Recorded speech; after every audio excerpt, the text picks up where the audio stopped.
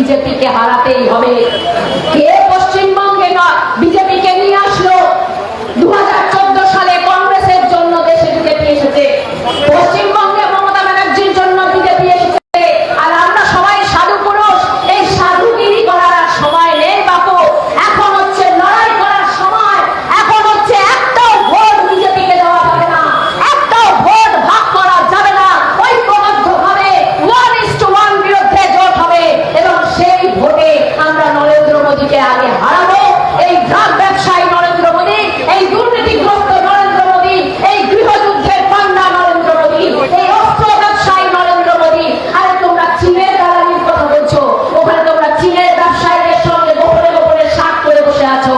ভারতবর্ষের বর্ডারের একটা অংশ চীনকে দিয়ে বসে আছো। এখনো পর্যন্ত তার বিরুদ্ধে পার্লামেন্টে তুমি একটাও কথা বলতে পারোনি। তুমি আবার চীনের দালাল কি? ওই যে যখন ইউক্রেন এবং রাশিয়া যুদ্ধ হচ্ছে, রাষ্ট্রসংঘে তুমি একটাও কথা বলোনি। তুমি আবার বিশ্বগুরু কি?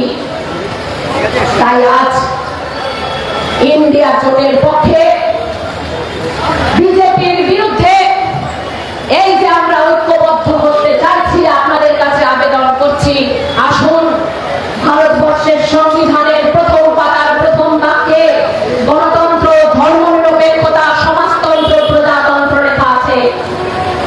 ওই ধর্মনিরপেক্ষতা মানে ভারতবর্ষে হিন্দু মুসলমান একসঙ্গে থাকবে, শুধু তাই নয়। ধর্মনিরপেক্ষতা মানে মহাত্মা গান্ধী নোয়াখালী দাঙ্গার সময় যেটা করেছিল সেটা হচ্ছে ধর্মনিরপেক্ষতা। অর্থাৎ যেটা আরএসএস এর পছন্দ হয়নি, আরএসএস চেয়েছিল দেশভাগ, যাতে করে পশ্চিম বাংলায় আর 30% মুসলমান না থাকতে পারে, সমস্ত মুসলমান যাতে ওপারে চলে যায়। তিনি অনশন করতে শুরু করলেন এবং বললেন যে মুসলিমরা তোমরা এপারেই থেকে যাও, তোমরা চলে যেও না, আমি যতদিন থাকবো আমি তোমাদের বাঁচাবো।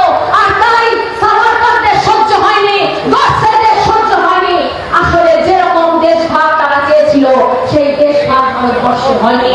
অতএব আসুন আমাদের বাংলা, আমাদের বাংলায় আমরা শহীদদেরকে সব সম্মান করি। ওই মহাত্মা গান্ধীও আমাদের কাছে শহীদ, ভগৎ সিং আমাদের কাছে শহীদ, আমরা সকলকে সম্মান করি। আসুন বাংলার সংস্কৃতি 2024 সালে বিজেপিকে হারাতে হবে, এটাই আমাদের একমাত্র লক্ষ্য।